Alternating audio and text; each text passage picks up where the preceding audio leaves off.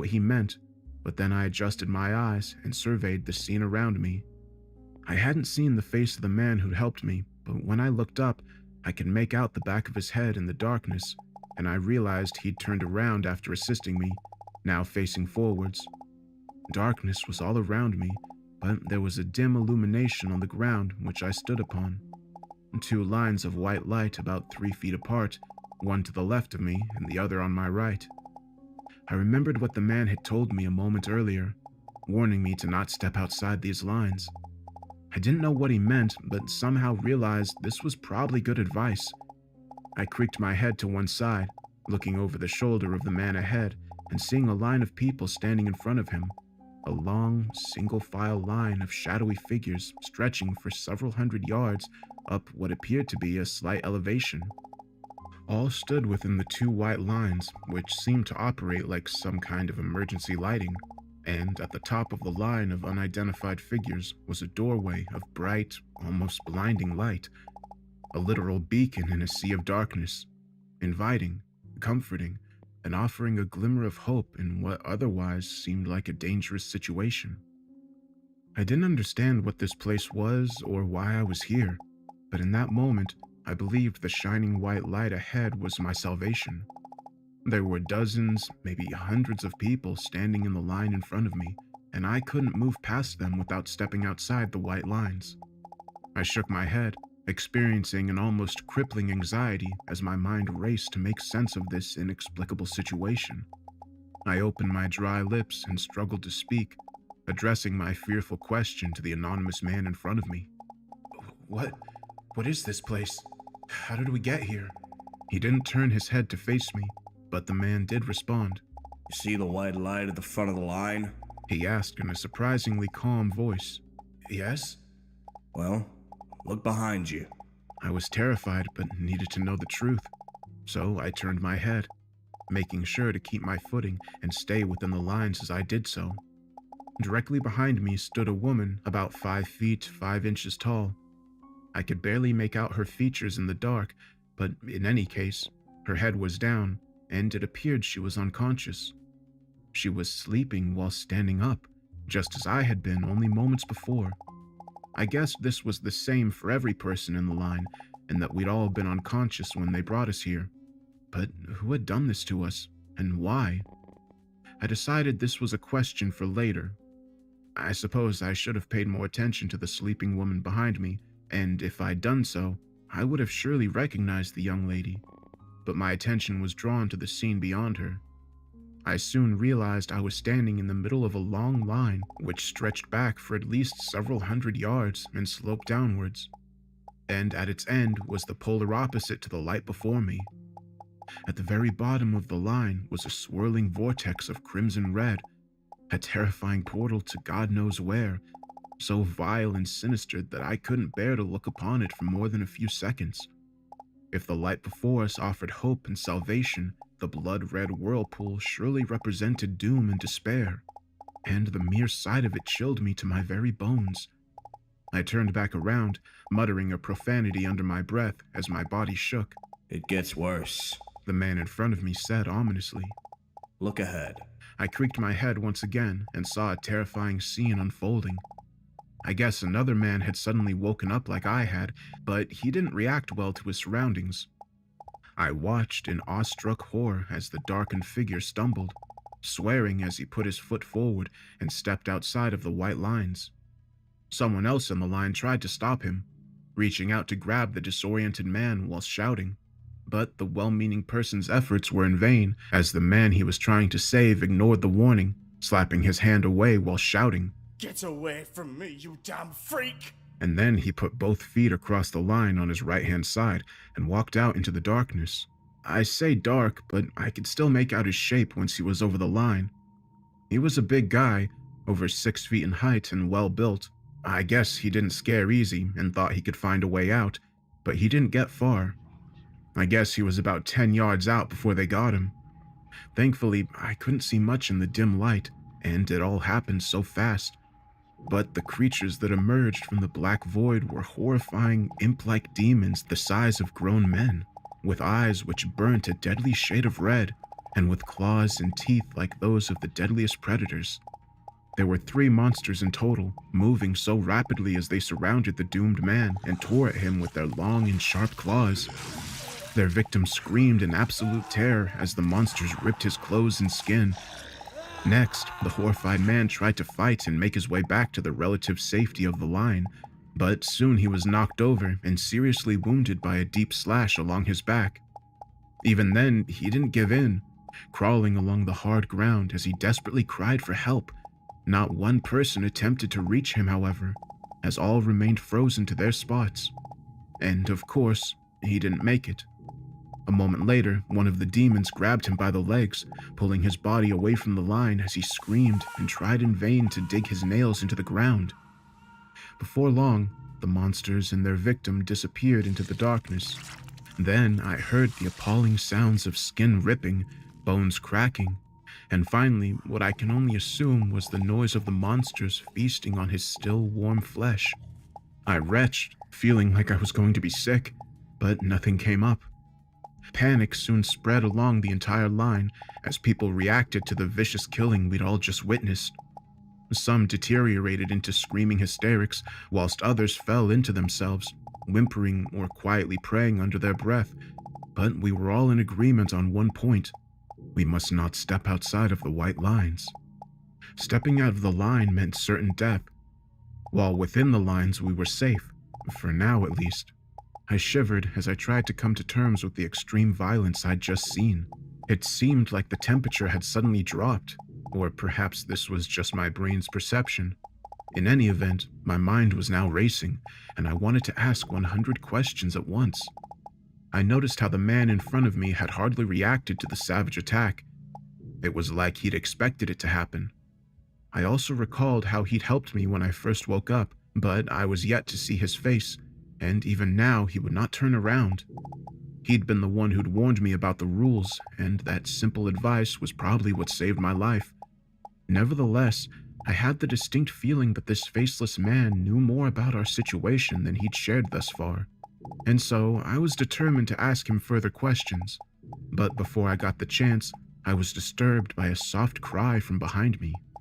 I jumped in shock and turned around, almost accidentally putting my right foot over the line before I stopped myself. Once I'd turned, I saw the woman behind me slowly falling, and I reached out to catch her, taking hold of her slender body and helping her back up to her feet. I felt a familiarity as I held her in my arms. Perhaps it was her scent, or maybe my muscle memory. But then she lifted her head and met my eye, and I almost jumped out of my skin once I saw her face. "Sally?" I said in astonishment, as if my eyes were deceiving me. Joshua? She answered weakly as she opened her eyes and slowly adjusted to our new environment. I saw her dark hair tied back in a bun, her soft skin and aggressive green eyes, and I knew it was indeed her. And Sally's presence in this hellish realm brought the terror I felt to a whole new level. I held on to Sally's body as she regained her composure, and continued to do so until she was able to stand on her own 2 feet. And I was still thinking of what to say as I looked into her frightened eyes, and a flood of old emotions came back to me. Some good, others bad. In the end, I could only repeat the crucial advice I'd been given, saying, "Don't step outside of the lines, Sally. Whatever you do, stay inside the lines." Sally looked up at me in confusion, and I was prepared for a stream of follow-up questions, which I likely couldn't answer. But before we got a chance to speak, the man in front of me spoke, asking, Did the two of you know each other? Yeah, I answered without thinking. Sally and I used to date. Interesting. The man replied without elaborating. He was still facing forward, and so couldn't have seen Sally falling into my arms. He must have been reacting to the sound of our voices and eavesdropping on our conversation. Meanwhile, Sally adjusted to our terrifying situation, looking ahead at the light and back towards the vortex. Her reaction was much the same as mine, and I saw her face contort with horror and confusion. Where are we? She asked, looking to me for answers. "That's what I'm trying to find out," I replied, before turning back towards the man in front. "Hey, buddy, you know our names. How about you tell us yours?" The man still refused to turn his head and didn't speak for a long time, but he finally did answer my question, saying, You can call me Milo. "Okay," I replied hesitantly. The name rang a bell somewhere in the back of my mind, but I didn't dwell on it. "Well, Milo, how about you tell us what's going on?" What makes you think I know anything? "I think you know more than you're letting on. You told me about the lines after all." Fair enough. I know some things, but not everything. He paused before continuing. You wake up in this queue, standing between the white lines. You know what happens when you step outside of them? Sally didn't. Not yet, anyway. I was grateful she'd been spared the sight of the savage killing. "What are those things out there?" I asked, although a part of me didn't want to know the answer. Milo shrugged his shoulders, but still didn't turn around. Can't say for sure. They could be demons, monsters, aliens, or genetic mutations. In the end, it doesn't really matter, does it? I know they dwell in the darkness all around us and they see everything. For whatever reason, they can't step inside of the lines. We're safe from them as long as we stay in the queue. But if we enter their domain, well, they'll slaughter us without hesitation. I turned to Sally, seeing the fear in her eyes. That's a look I hadn't seen in a long time, and hoped I would never witness again. I put a hand around her shoulder to comfort her, but she pushed me away, and I was forced to remember why we broke up in the first place. I put this to the back of my mind, however, instead focusing on my inquisition of the faceless man in front. "So, we're trapped here?" I asked fearfully, the desperation now evident in my voice. Oh, no. Milo answered in an almost flippant tone. I'm afraid you don't understand. The queue won't remain stationary. When the trumpets blow, we move forward, one at a time. When the trumpets blow? What did that mean? I thought about it for a moment before I realized the implications of what Milo was saying. "You mean we move towards the light?" I asked hopefully. I knew little about our situation, but surely the white light at the top of the line was our chance at salvation. Yeah, that's what happens. But there's a catch. "What do you mean?" I demanded in angry frustration. You'll find out soon enough, was Milo's typically evasive response. I opened my mouth to speak again, but then I heard it. The trumpets, blaring from God knows where, a deafening and terrifying sound which blasted out from the darkness, seemingly surrounding us on all sides. Both Sally and I collapsed down to our knees, covering our ears in a futile effort to drown out the awful din. I felt the pressure building inside of my skull and thought my head was going to explode, but thankfully, the trumpet stopped after a few moments, and then the line started to move. I looked forward and saw the figure at the front of the line stepping into the light. His dark silhouette immersed as he raised his arms and cried out in glorious ecstasy, gladly allowing the portal to transport him to another realm.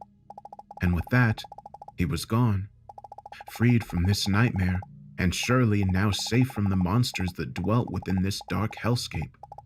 "Wow," I expressed in amazement, but, like Milo had warned us, there was a catch. Suddenly, we heard a blood-curdling scream from behind us, a cry of abject terror emitted by someone in mortal danger. I swiftly turned my neck, seeing how Sally was already facing in that direction. My eyes widened in terror as I saw the man at the back of the line, his body being physically sucked into the swirling vortex of crimson red. He continued to scream as his legs were pulled inside, and soon he was up to his waist, reaching out desperately and digging his nails into the frozen dirt beneath us.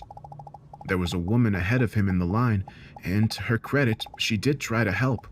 Reaching down, she grabbed his hand tightly, but the pull of the vortex was too great. Within minutes, she lost her grip upon him, and the man was sucked through the portal. I remember the look on his face the second before he disappeared into the abyss, his eyes so wide and his mouth frozen in a silent scream, and then he was gone. The middle-aged woman who had tried to save him suddenly cried out, as something inside her just broke. I can't do this! I can't be here! And before anybody got a chance to stop her, the frightened woman did the worst thing imaginable. She stepped over the white line. There was nothing we could do but watch as the poor woman attempted to run into the darkness. Inevitably, she didn't make it far. The attack didn't play out like the previous time. She wasn't set upon by a gang of savage monsters, but instead confronted by a single creature which suddenly emerged from the black abyss to block her path. The woman froze, stopping dead in her tracks as she stared into the monster's burning red eyes.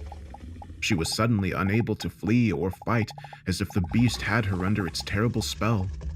My jaw dropped as I observed the unreal scene. For a moment, I naively thought she might be okay, and that the monster would actually let her live.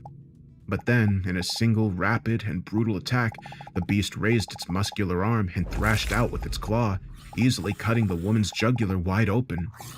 She grabbed at her throat as blood poured from the gaping wound and soon collapsed heavily to the floor. Her body continued to thrash as she choked on her own blood, but a moment later, the beast leaned down and grabbed hold of her hair, dragging the slowly dying woman into the darkness. Oh my God. Sally cursed under her breath, and I couldn't utter a word. This was the second person I'd seen slaughtered by the monsters stalking the shadows, but it didn't get any easier. Frightened murmurs and the occasional scream went along the line as all present reacted to what we'd just witnessed. Those who hadn't seen the deaths firsthand no doubt heard about them from their neighbors in the line, and the panic spread like wildfire. Still, I noted how Milo had not reacted to all of the bloodshed. I reckoned he must have eyes on the back of his head, and perhaps he'd seen it all before. Nevertheless, our mysterious companion was able to provide an explanation of sorts. That's the catch I was telling you about. They let one person pass into the light whenever the trumpets sound, but there's a price to pay. One goes into the light, and the vortex takes one from the back of the line. That's the way it works. Suddenly, I felt cold all over. I was sure the temperature had dropped since I first regained consciousness, although this was the least of my worries, as my exhausted brain attempted to process what Milo had just told us.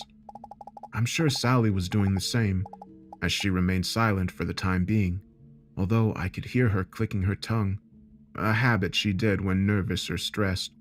I glanced ahead and behind me, once again confirming that we stood roughly in the middle of the long, single-file line of people. If what Milo said was correct, one person would reach salvation at each trumpet blow, while one would simultaneously be sucked into oblivion or whatever lay on the far side of that portal. Assuming this twisted process continued, the line would gradually grow shorter as more people left this shadowland. And in the end, we too would discover our fate. I felt a vile sickness in the pit of my stomach as my whole body shook. I didn't know what to say next, but it was Sally who broke the silence. Hey, Milo. That's your name, right? She shouted over my shoulder. I saw Milo nodding in confirmation, but he still wouldn't turn to face us. You know, you still haven't answered Joshua's question. You didn't tell us where we are and why we're here. Like I said, I don't know everything. But I guess I've been conscious to our situation for longer than the two of you. During that time, I've come up with a couple theories. Like what? I could tell she was becoming increasingly impatient. We'd been split up for 2 years at this point, and hadn't spoken in nearly as long. But seeing her again in this dangerous and terrifying situation made me realize I still had feelings for her. Milo eventually replied in a matter-of-fact tone, with no emotion evident in his voice as he spoke. Well, one possibility is that we've been kidnapped or abducted by some malicious person or persons. What's the last thing you remember before waking up here? I tried to think, realizing there was an unexplained gap in my memory. I remember driving, I said uncertainly, and then everything went black. This didn't make sense. Had I been in an accident? If so, why didn't I recall a crash or collision? I have the same memory. Sally muttered nervously. I glanced back at her in confusion, only to find she wouldn't meet my eye.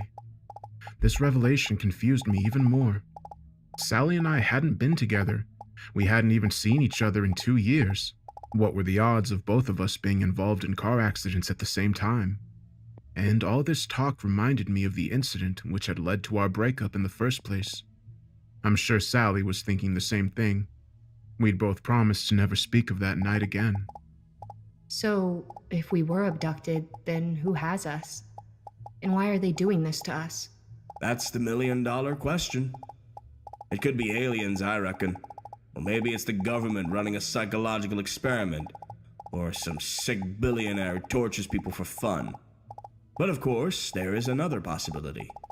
One which is more supernatural in origin. I stared at the back of Milo's head in astonishment, irritated that I couldn't see his face and tell whether he was serious or not. There was a tense pause while I waited for Milo to elaborate, but to my surprise, it was Sally who spoke next.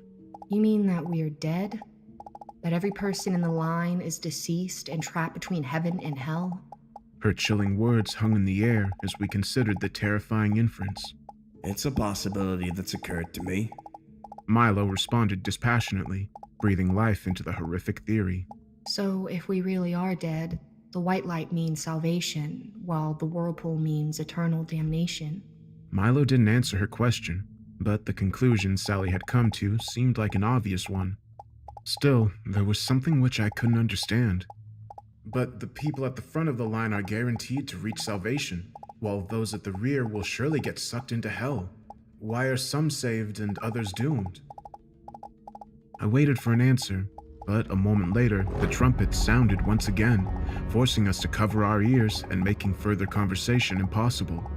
And of course, the whole ritual played out again, as a solitary figure gladly walked into the light, while the poor sap at the rear was pulled into the whirlwind, screaming in abject terror as the vortex took him. The line had become shorter, and it was now clear to everyone standing there what was going on here. The fear in the icy cold air was palpable, and soon the line behind us descended into panic and chaos. I heard shouts and screams, looking back over my shoulder to see violent scuffles breaking out, as desperate souls tried to fight their way forward and put as much distance between themselves and the vortex as they could. The results were tragically inevitable. The white lines were only 3 feet apart at most. If people had been more cooperative, they could have slipped past one another and reorganized the line in a sensible manner, but nobody wanted to be left at the back when the dust settled, and so fights broke out, desperate struggles which resulted in several people being thrown over the lines on either side. And of course, the monsters were waiting. A dozen or more demons emerged from the shadows, roaring with fury as their red eyes burned in intense hunger. The scene which followed was worse than anything we'd seen thus far, as ravenous monsters greedily tore into their near-helpless victims with claws and teeth. I couldn't bear to watch, and so turned around, but I could still hear the screams and the awful sounds of ripping and tearing. Thankfully, the massacre soon ended. I guess those at the back of the line realized it was futile to try to fight their way forward, and so they stayed within the lines where the demons couldn't reach them. But suddenly, a horrifying thought crossed my mind, and I turned to speak with my ex-girlfriend. "Sally, who's standing behind you?" I asked in a panic. It's okay. There's a woman behind me, but she hasn't woken up yet. Her head's down and her eyes are closed. I breathed a sigh of relief, thinking that Sally was safe, for the time being at least. "What about you, Milo?" I asked, addressing my question to the faceless man ahead of me. Don't worry about me. I know how to look after myself. I had little doubt this was the case, and of course, Milo was ahead of us in the line. None of us said anything for a time, but once again, our attention was drawn to the front of the line, where there was another unexpected and gut-wrenching development. We heard the sounds of an argument from 2 people at the head of the line, a man and a woman by the sounds of their voices. Their conversation was muted at first, but soon grew loud enough so that we could hear from a couple 100 yards away. I don't know whether the 2 of them knew each other outside of this hellscape, but they were having a heated discussion, with the man wanting to take action and the woman being against it. Finally, the man cried out in defiance, shouting, Screw it! I'm not waiting a moment longer! I'm going through! With that, I saw the man charging toward the white light, determined to make it into the portal. The man didn't pass through a porous membrane like the others. Instead, he charged into a wall of flames, screaming in total agony as his skin and flesh burnt fiercely, as within seconds he was engulfed by the unholy inferno, his body reduced to mere ashes. The man's female companion yelled out in grief, and the rest of the line fell into a chilling silence. We've all got to follow the rules. There are no shortcuts. For once, I understood what he meant, and my jaw dropped when I considered what had just occurred. The man at the head of the line had suffered an agonizing, fiery death, and all because he was impatient. If only he'd waited until the trumpets blew, he would have safely crossed over to paradise. Slowly but surely, the line moved forward. We were now one step closer to salvation, but no one was likely to make the same mistake. Nevertheless, the situation continued to develop in an unexpected way. We heard muttered chatter from all along the line, dozens of separate conversations, but which surely related to the same topic, survival. And then something extraordinary occurred. People began to swap places in the line voluntarily, carefully pushing past each other whilst ensuring that nobody stepped outside the lines.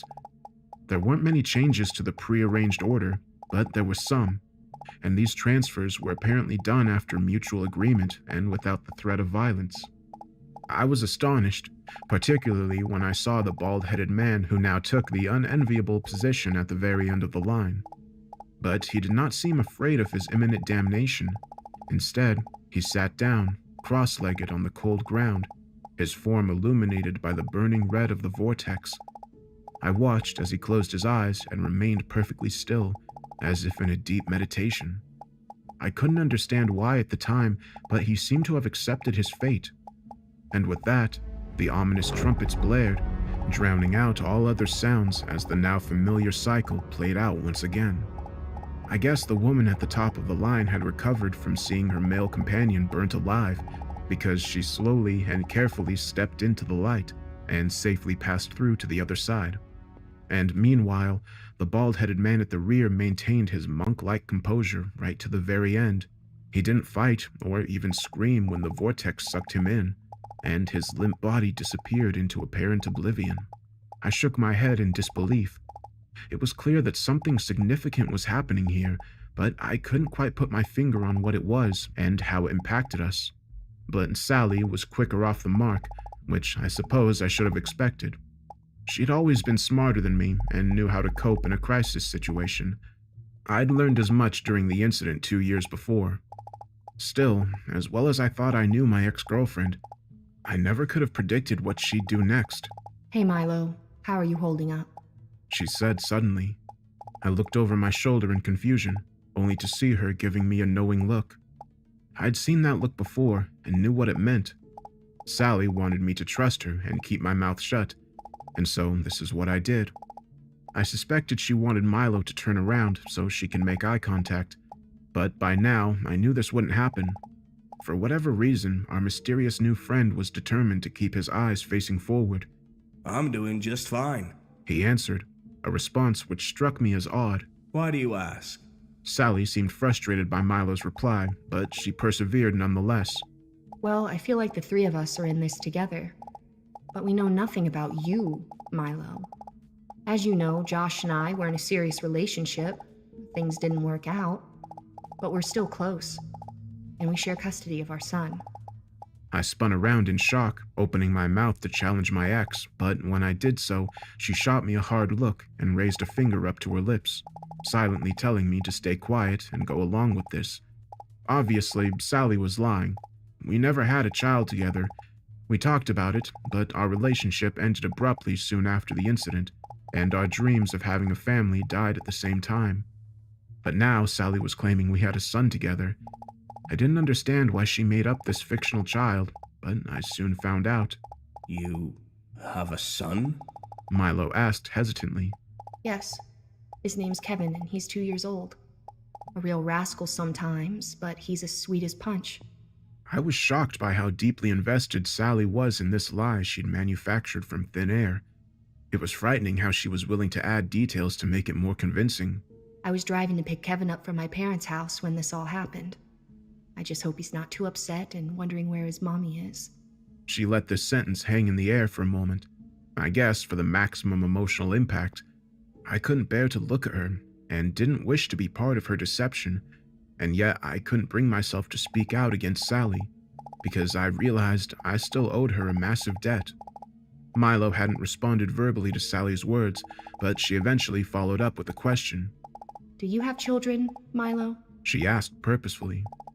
Milo's reply surprised me, but his usual cold demeanor broke down, and he suddenly became upset and angry.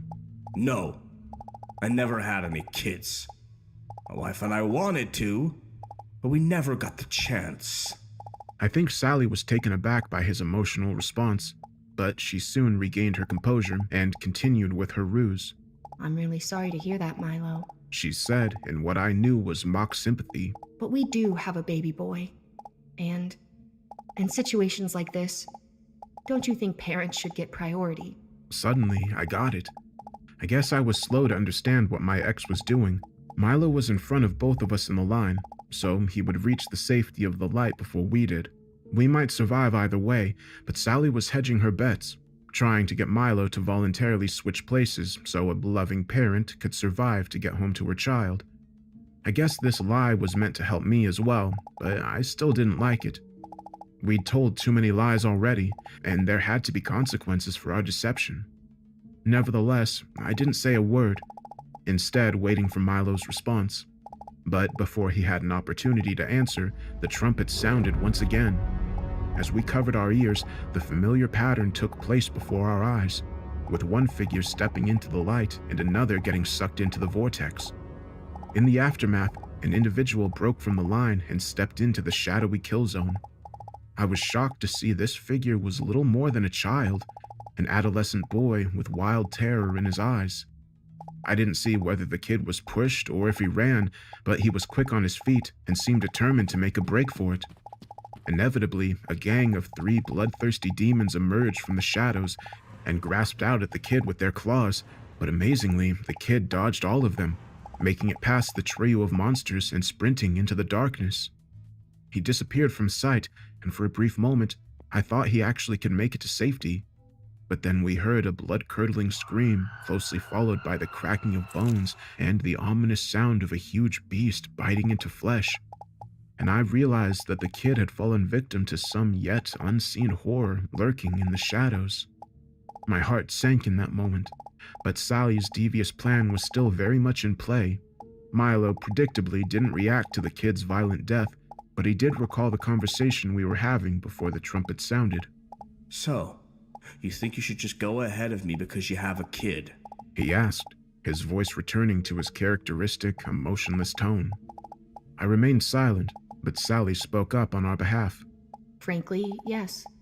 I don't want to be brutal about it, but we deserve the chance to see our boy again. But if we really are dead, then what difference does it make? I had to admit that he had a good point there. I didn't know how Sally would respond to this direct question, which poked a massive hole in her story, but of course, she had a pre-prepared argument. But we don't know that we're dead. Not for sure. If we have been abducted, then reaching the light could bring us home. And besides, even if we have passed away, don't you think 2 loving parents deserve to go to heaven? I didn't know how Milo would react to this loaded question, but I certainly didn't expect what happened next, because suddenly Milo began to laugh. Quietly at first, but growing ever louder. But his laughter wasn't one of mirth. Instead, it was filled with bitterness and scorn. I turned around to look upon Sally, only to find she was as baffled as I was. We had no choice but to wait until Milo finished his mad cackling and opened his mouth to speak, his voice now filled with passionate anger. You really don't know who I am, do you? I hope there'd be some recognition, some remorse. But now I realize this is beyond you both. I shook my head in confusion, feeling like there was something I should have picked up on, but sadly, I remained oblivious. I'm sorry, Milo, I don't understand. You don't, huh? Well, maybe it's about time you saw my face. And with that, he slowly began to turn around for the first time. I stood there in nervous anticipation, my entire body trembling because I suspected what we'd see would not be pleasant. And when his face was illuminated, I recoiled as my most painful memory came back to punch me in the gut. Milo's face was in actual fact a grotesque death mask, his dead eyes bulging, and his forehead caked in dried blood. His skin looked like leather, and when he opened his crusty lips, green water poured from his mouth and nostrils. I heard Sally scream behind me, and I was about to follow suit, but in that moment, the trumpet sounded louder than ever this time. I fell to my knees and buried my head in my hands, but the almighty din was too intense. I felt like my head was about to explode, and then I found myself drifting out of consciousness, as suddenly my whole world went black. And then I was in another place and time, thrust back to a point in my life which I had tried my hardest to forget. Sally and I were in the car, driving along a lonely country road late at night. We were coming home from a party, and we were in high spirits. We'd both been drinking, I was driving, and surely over the limit, but I'd made this journey a dozen times before, and I thought it would be fine. I remember the two of us laughing over a shared joke. I glanced over to the passenger seat, looking into Sally's mischievous eyes and feeling so much love for her in that moment, but I should have kept my eyes on the road because I didn't see the pedestrian until it was too late. A sudden panic overtook me as I slammed my foot on the brakes, but I hit the man head on. His broken body was thrown up onto the hood before it smashed against the windshield. I brought the car to a stop as the body fell heavily to the ground, and I sat, frozen, still gripping a tight hold on the steering wheel and in a state of shock. Slowly, I turned to look at Sally and saw an expression of sheer horror etched across her face. Joshua, what have you done? And I didn't have an answer. After some time, we exited the vehicle and went to see my victim. What we found was a bloody mess of a man, a human body broken almost beyond recognition. We were both sure he was dead. Sally and I stood there under the headlights on the side of the abandoned road, looking down at the corpse of the young man I'd just run over. And then I really started to panic. Sally, what am I gonna do? I've killed a man. They'll send me to prison for this. That's not going to happen. Sally answered firmly, her eyes narrowing as she took control of the situation. There are no witnesses. Nobody saw what happened. She paused briefly, letting those words sink in. The lake is only 5 miles from here. We can make him disappear. I glared at her in shock and disbelief, disgusted by the suggestion. But of course, I went along with her plan. I didn't wish to face the consequences of my actions, and so I conspired with my girlfriend to cover up the crime. With some difficulty, we lifted the body and loaded it into the trunk of my car. I vividly recall seeing the man's grotesque death mask, his dead eyes looking upward into the night sky as we slammed the trunk shut and sealed him inside. We drove to the lake, exiting the car at the top of a disused dock after releasing the handbrake, watching in solemn silence as the vehicle rolled downwards and disappeared under the water's surface. Sally and I made the long walk home that night, barely speaking a word as the seriousness of our crime hit home. We reported the car stolen the next morning, Sally giving the report to a disinterested police officer who didn't ask too many questions. A few days later, we heard a missing persons report on the news, a young man who had been walking at night and never made it home. In the days and weeks which followed, I lived in a state of constant anxiety, forever fearing a knock on the door, but the cops never made the connection and didn't find the body. I guess it was about 2 months later when Sally and I were watching TV at home, and suddenly there was a press conference featuring a teary-eyed woman giving a statement with the photograph of the missing man framed behind her. She pleaded for anyone with information to come forward and wept as she begged for her husband to come home. And the missing man's name was Milo. Suddenly, my ears were filled with the sound of the trumpets, and I was brought back to the dark hellscape, except the circumstances had changed during my absence. The first thing I noticed, before I even opened my eyes, was the overbearing heat. Before, this place had been ice cold, but now the opposite was true. And simultaneously, my nostrils were filled with an awful stench of sulfur and burning flesh, making me retch in disgust. But when my eyes opened, I almost jumped out of my skin, and I started to stumble until a pair of arms grabbed me and held me up. Remember the rules. Stay within the lines and they can't get you. I glanced into her wide eyes, wondering if she had experienced the same gut-wrenching flashback I had during our blackout. The look of terror etched on her now drawn face told me she surely had. But this wasn't the reason she was so frightened. The demons weren't in the shadows any longer. They were standing right beside us, so close that I could smell their foul breath, which stank of rotting flesh, and see the fresh blood dripping from their sharp fangs. There were half a dozen of the beasts visible on either side of the white lines, appearing like soldiers standing to attention. They didn't make any attempt to attack, but the monsters shot us murderous glares through their burning red eyes, and they grinded their razor-sharp teeth and clicked their long tongues, as if eagerly anticipating the kills to come. But they couldn't get to us, not as long as we stayed in the line. And the line was much shorter now. I guess Sally and I had been out for longer than we thought as we relived our past sins, because whereas the line had once included hundreds of lost souls, now there were only 5 of us. The doorway of white light was right in front of us, while the crimson vortex lay behind us, the 2 gateways competing to drown out the darkness, but the intolerable heat and disgusting stench came from our rear, and I had no doubt that the vortex was a portal to hell itself. In the moment which followed, the terrifying process repeated, as the anonymous figure at the front of the line crossed over, and the woman behind Sally screamed as the hellish whirlpool sucked her inside, and then there were only the 3 of us. In all the chaos, I'd almost forgotten about Milo, but the ghoul was still facing us, his dead eyes burning with rage as he savored his moment of retribution. Tell me, He snarled through his rotting maw. do you 2 feel any guilt? Any remorse for what you did to me? For what you took from me? I struggled to find the words to respond as I experienced a foul, burning sensation in the back of my head. I knew I couldn't hide from this any longer. Milo, of course we're sorry for what happened, but it was an accident.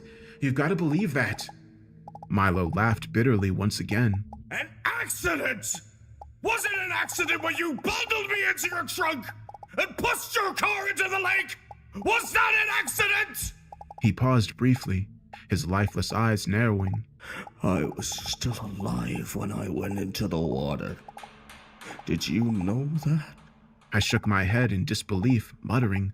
No, that's not possible. It's true. Milo confirmed with a nod. I slowly suffocated to death inside of that trunk, and they never found my body. My wife never got closure, never got to bring me home, and that's all because of the 2 of you! Milo was now beyond fury as he roared and charged towards Sally and I with his arms outstretched. Sally screamed, but he was already on me, his skeleton-like hands wrapping around my throat in an attempt to throttle me. I fought back with all my might, tackling Milo and shoving him to one side, and of course, he fell out of the lines.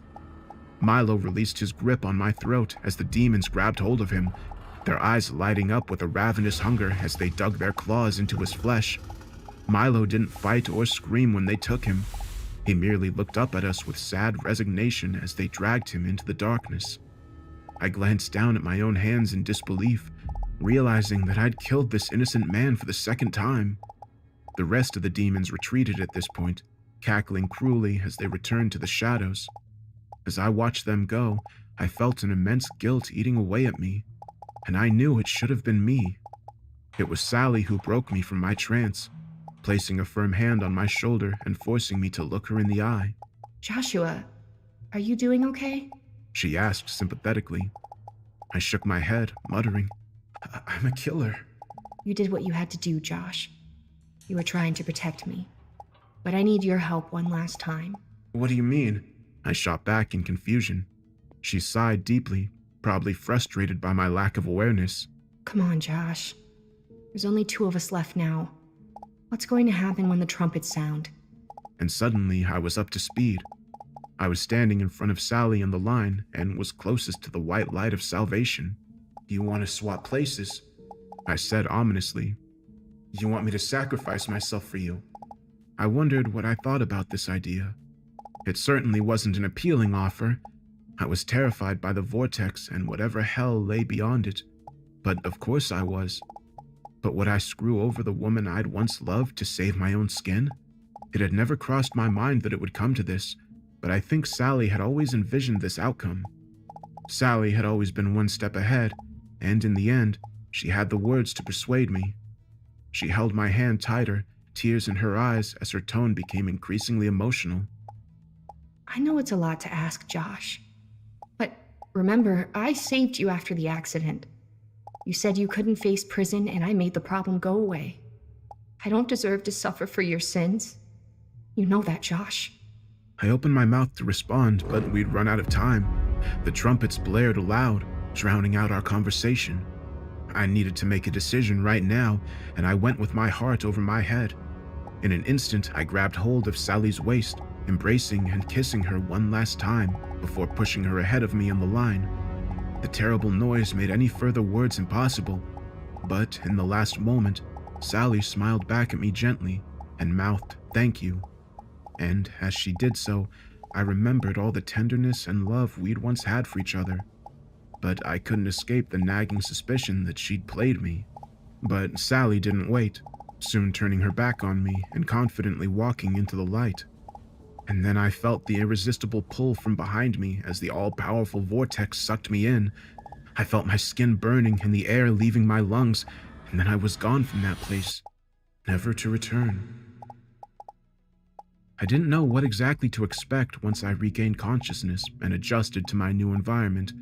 I knew it wasn't going to be a good place, but my panicked mind was filled with images of burning lakes of sulfur and sadistic demons wielding pitchforks. But the space I found myself in was quite unexpected. I was inside of a car, sitting in the driver's seat. But it wasn't just any vehicle. It was my car from 2 years prior. The same car I'd been driving on the night of the accident, the night I'd killed poor Milo for the first time. And that wasn't all. I was underwater, surrounded by dark, flowing liquid on all sides, with the only illumination coming from the light above the dashboard. I started to panic, struggling to breathe as I desperately tried to open the doors, only to find they would not budge. Next, I kicked out the windshield, which was already shattered from the night of the accident, but when I kicked the glass, I discovered it was rock hard and unbreakable. I cried out in angry frustration, slamming my fists on the wheel and hearing the muffled sound of the horn. But then I heard a chilling, deep voice from behind me. I wouldn't bother if I were you. There's no way out. I jumped and turned around, seeing a dark figure sitting in my back seat. I knew he hadn't been there a second before, and so he'd seemingly materialized out of thin air. The man, if that's what he was, appeared well-dressed in a finely tailored suit, seamless white shirt and black bow tie. But I couldn't see his face as it remained hidden in the shadows. Thus far, he'd only offered me what seemed like advice. Nevertheless, there was something very disturbing about his tone of voice and whole demeanor, and so I guessed this mysterious individual was no friend of mine. I felt like history was repeating itself and feared the worst, struggling to speak through trembling lips and asking, "What is this place?" Isn't it obvious? The shadowy figure replied. It was, of course, and I needed to face the grim reality of my situation. I'm in hell, aren't I? This is my personal hell. The Shadow Man responded with a sly chuckle before saying, Certainly not, Joshua. This is a halfway house of sorts, and call it purgatory if you will. Believe me, you'd know if you were in hell. I experienced a wave of emotion in that moment. Relief for sure, but as always, I was confused. I don't understand. I was sucked into the vortex. I smelt the sulfur, felt my body burning. You made an assumption.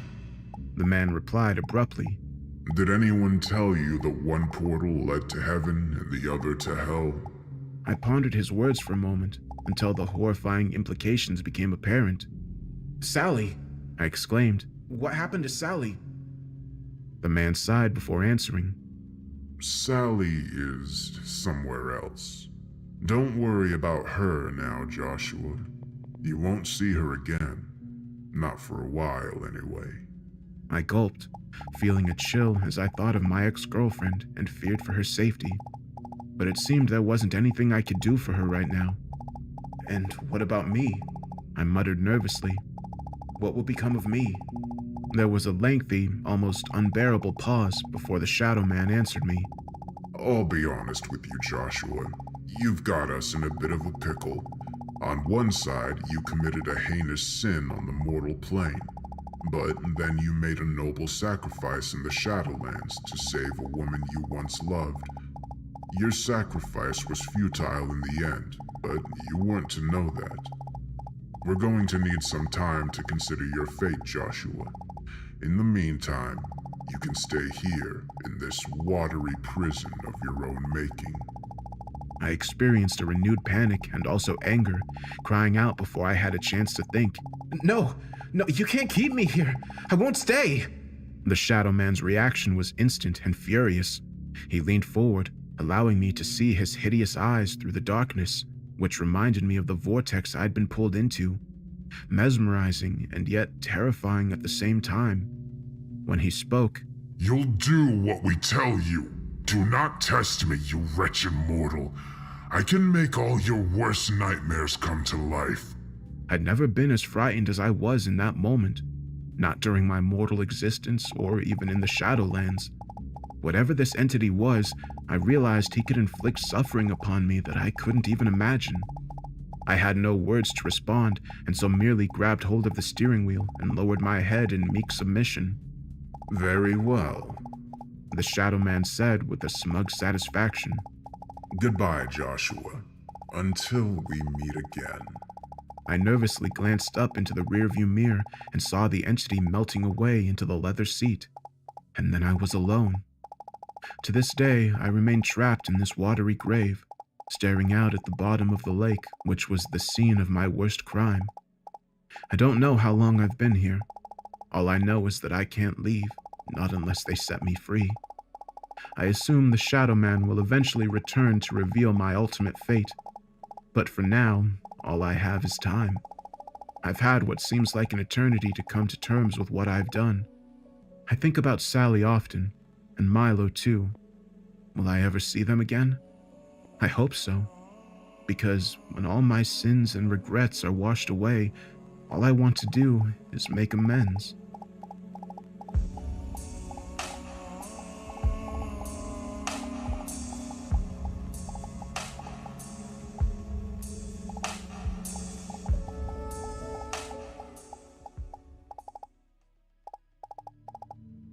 I don't know how long I was held in my watery prison.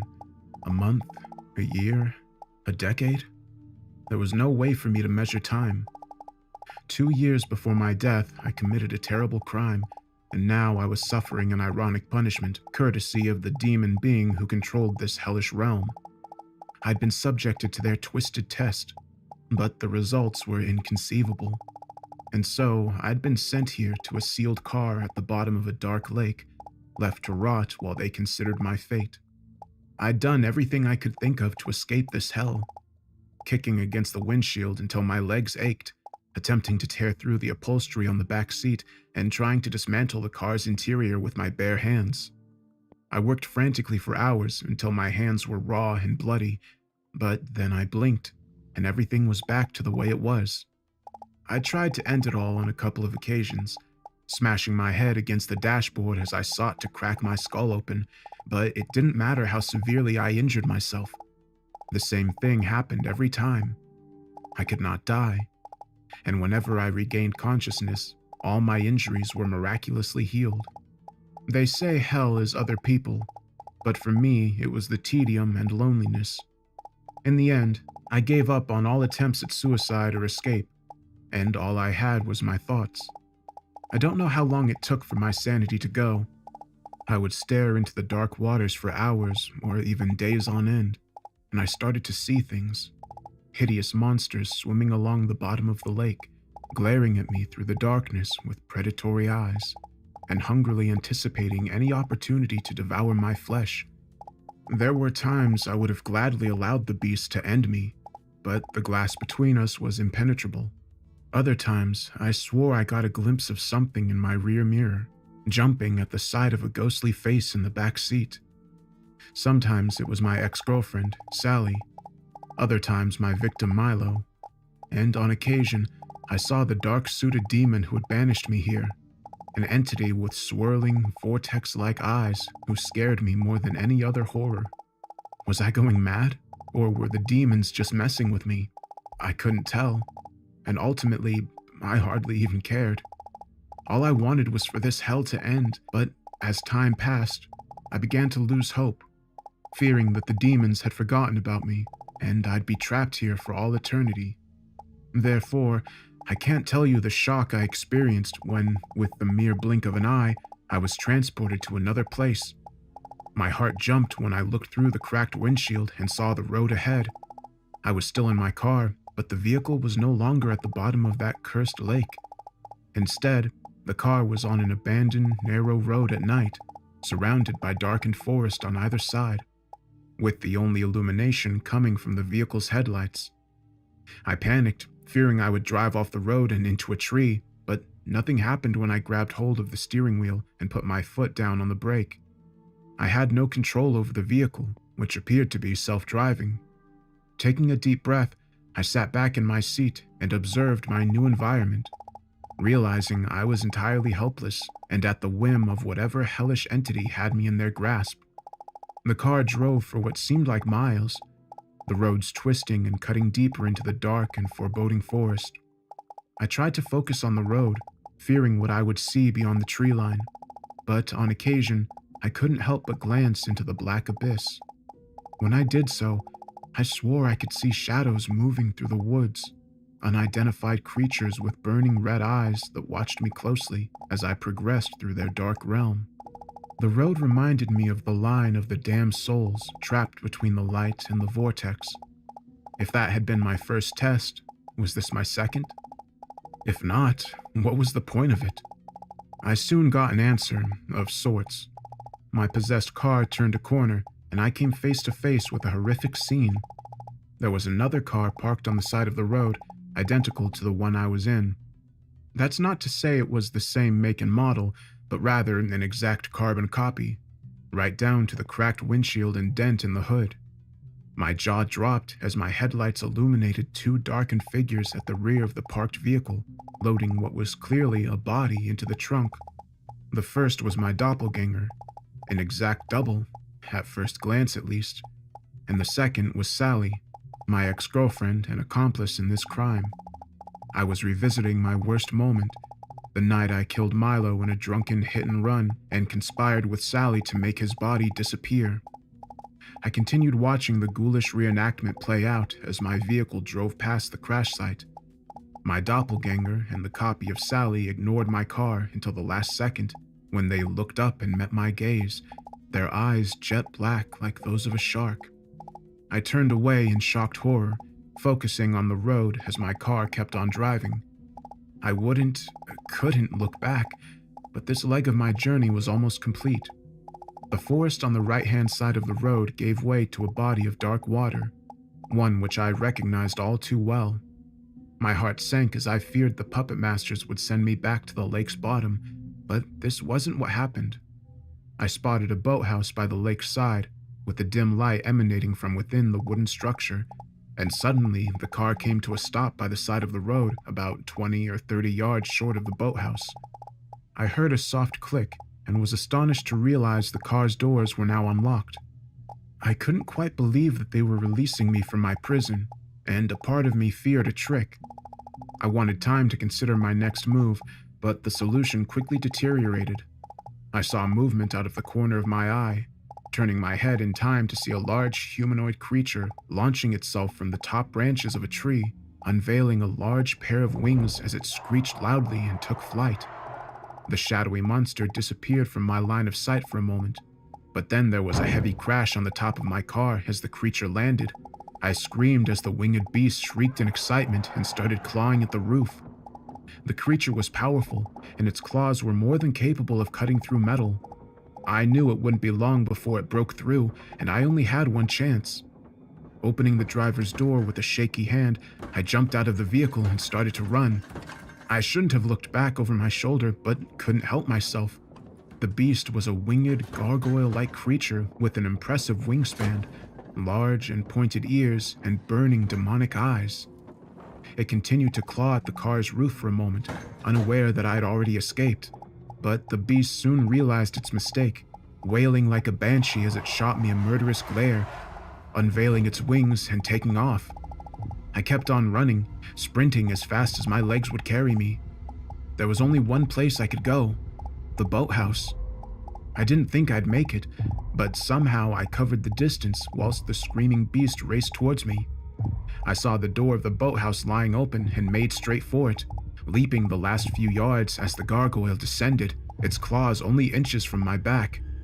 I landed heavily on the hardwood floor, darting up and slamming the door shut behind me. I didn't expect this to stop the beast, but to my astonishment, I watched through the door's portal-type window as the wailing gargoyle withdrew, flapping its wings as it retreated back towards the treetops. Breathing a deep sigh of relief, I turned around to face a fresh horror as I surveyed my surroundings. The interior of the boathouse took on the form of a rundown dive bar, complete with sawdust on the floor and the stench of spilt alcohol and something much fouler. It was dark and dilapidated inside of the bar, and this certainly wasn't the type of venue I would have frequented during my drinking days. Nevertheless, the unpleasant interior of the bar room didn't concern me, at least not as much as the terrifying figure standing behind the bar. I stood frozen in awestruck horror as I observed the demonic entity casually cleaning glasses behind a blood-red counter and with a bar stacked with label-less green bottles. He looked up when he saw me, his impossible, vortex-like eyes placing me in a trance as I found myself under his dark spell. He formed his lips into a smile of sorts, although it certainly didn't put me at ease. Ah, Joshua, I'm so glad you could make it. You must be thirsty after your journey. Let me offer you a drink. On the house, of course. I was puzzled by the Shadow Man's words and unconvinced by his supposedly amicable welcome. The last time I'd spoken with this demon, he'd confined me to my watery prison, warning me that a far worse fate could await me. Naturally, I was terrified of the entity and wanted nothing to do with him. I certainly didn't want to accept a drink from this demon. Nevertheless, I was now entirely under the Shadow Man's control, and before I knew it, I was slowly walking towards the bar, my feet moving even though my brain was screaming, "Stop!" I reached the bar, but didn't dare to look into the Shadow Man's swirling and bewitching eyes. I kept my head down, focusing on the demon's immaculate dinner suit and bow tie, watching his bony hands as he grabbed 2 glasses and an unidentified green bottle from the top shelf. Scotch on the rocks. That's your poison, right? I opened my trembling lips, struggling to speak in response. I don't... But he didn't give me a chance to finish, as he carefully poured 2 glasses of smooth whiskey and pushed them across the bar towards me. Here you go, Joshua. 1 large whiskey for you, and the same for your friend over there. His bony finger pointed to the corner of the room, and I turned to face the figure sitting alone in a darkened booth, his head raised as he stared back at me. My heart beat fast in my chest and my body trembled, but I can't say I was surprised. The dark eyes glaring toward me belonged to Milo, the man I'd killed 2 years ago before conspiring with Sally to dispose of his body. The last time I saw him, Milo was being dragged into the Shadowlands by a gang of bloodthirsty demons. I felt sure they would rip him to shreds, but yet here he was, sitting in the bathroom and apparently waiting for me. I hesitated for a long moment as we locked eyes. I didn't want to go to Milo, but I couldn't run away from this. I'd done this man a great wrong, and now I needed to make amends, or at least attempt to do so. I took a deep breath, putting my head down as I walked across the sawdust-covered floor, my hands shaking as I struggled to keep hold of the 2 glasses. As I got closer, I could see Milo's mangled face, his forehead still covered in dried blood as it had been the last time I saw him. When Milo previously confronted us in the line, he'd attempted to throttle Sally and me in a mad fit of rage. I wondered whether he still desired revenge against me. I couldn't blame Milo if he did, but there was no way of predicting the ghoul's intentions from his cold, emotionless eyes. I stood over the table for a long moment, meeting his gaze and resisting the urge to recoil in disgust at his gruesome injuries. The tension was almost unbearable, and I found myself unable to speak. In the end, it was Milo who broke the silence. Take a seat, Joshua. He pointed to the wooden bench on the opposite side of the table. I hesitated for only a second before sitting down and placing the 2 glasses on the table. Milo nodded his head before using his twisted right hand to awkwardly pick up his glass and hold it aloft. Now then, Josh, how about taking a drink with me? My jaw dropped as I looked down at the glass before me, feeling sick as I smelt the strong brown liquor contained within it. I glanced up at Milo's dead eyes, shaking my head vigorously as I sputtered out my response. I don't drink, Milo. I gave up after. What? You gave up the booze after killing me while drink driving? Well, that hardly matters now, does it? I broke eye contact with the ghoul, struggling to control my emotions as I continued staring at the glass.